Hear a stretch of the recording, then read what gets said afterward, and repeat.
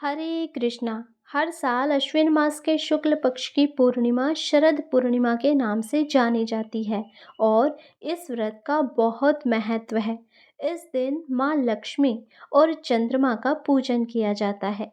कहते हैं कि शरद पूर्णिमा के दिन चंद्रमा अपनी 16 कलाओं से परिपूर्ण होते हैं और ऐसे में यदि चंद्रमा की रोशनी में खीर रखे तो वो अमृत के समान हो जाती है।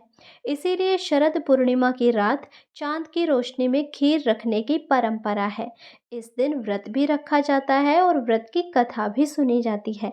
कथा सुनने का भी अपना विशेष महत्व होता है और इसका फल भी हमें अवश्य मिलता है। तो आइए सुनते हैं शरद पूर्णिमा व्रत की कथा।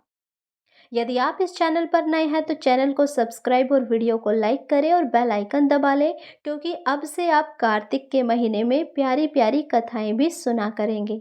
अब सुनिए शरद पूर्णिमा की कथा। पौराणिक कथाओं के अनुसार एक नगर में एक साहूकार रहता था। उसकी दो पुत्रियां थीं।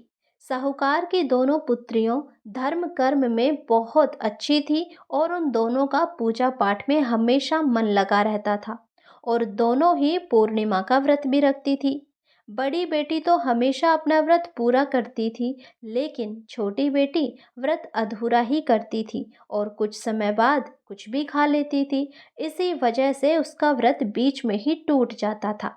परंतु बड़ी बेटी पूरी निष्ठा और पूरी ईमानदारी के साथ अपना व्रत पूरा करती और अगले दिन नियम अनुसार ही पारण करती थी। अब क्या था, दोनों बेटी बड़ी होने लगी और दोनों की शादी हो गई। बड़ी बेटी ने स्वस्थ संतानों को जन्म दिया, लेकिन छोटी बेटी की संतान जैसे ही पैदा होती वो मर जाती। अब संतानों के मृत होने से दुखी साहूकार की छोटी बेटी पंडित जी के पास जाती है और कहती है, पंडित जी, मुझसे पता नहीं क्या भूल हो गई कि मेरी संतान पैदा होते ही मर जाती है। तो पंडित ने अपनी दिव्य दृष्टि से देखा और कहा कि तुमने पूर्णिमा का व्रत हमेशा अधूरा किया है, इसीलिए तुम्हारी संतानें जन्म लेते ही मर जाती है। पूर्णिमा का पूरा व्रत विधि पूर्वक करने से तुम्हारी संतान जीवित रह सकती है। अब उसने ऐसा ही किया। शरद पूर्णिमा जब आई तो उसने पूरे विधि विधान से व्रत को किया। उसके बाद उसे एक लड़का पैदा हुआ, जो कुछ दिनों बाद फिर से मर गया। उसने लड़के को एक पाटे पर लिटाकर ऊपर से कपड़ा ढक दिया, फिर बड़ी बहन को बुला कर लाई और बैठने के लिए पाटा दे दिया। जब बड़ी बहन उस पर बैठने लगी तो उसके सिर्फ लहंगा छू जाने की वजह से ही वो जीवित हो उठा। अब बच्चा जैसे ही रोने लगा, ये देखकर बड़ी बहन हैरान हो गई और कहा, अरे, तुमने अपने पुत्र को ऐसे ही सुला दिया।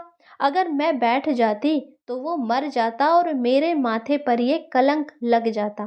क्या तुम ऐसा ही चाहती थी? तब छोटी बहन बोली, यह तो पहले से ही मरा हुआ था। तुम्हारे भाग्य से ही जीवित हुआ है। तुम्हारे पुण्य से यह जीवित हुआ है। फिर क्या था, ये देखकर तो दोनों बहनें बड़ी प्रसन्न हुई। तब बड़ी बहन ने छोटी से पूछा कि आखिर ये भी पुत्र मरा हुआ कैसे हुआ? तुमने तो पूर्णिमा का व्रत रखा था ना, और वो भी शरद पूर्णिमा का। तब उसकी बहन ने सच्ची बात बताई कि बहन, मुझसे भूखा रहा नहीं जाता और मैंने उस दिन भी चावल खा लिए थे, तभी मेरा व्रत टूट गया। तब उस बहन ने कहा, देखो बहन, मैं पूर्णिमा का व्रत विधि विधान से करती हूँ और देखो मेरी संतानें कितनी स्वस्थ हैं।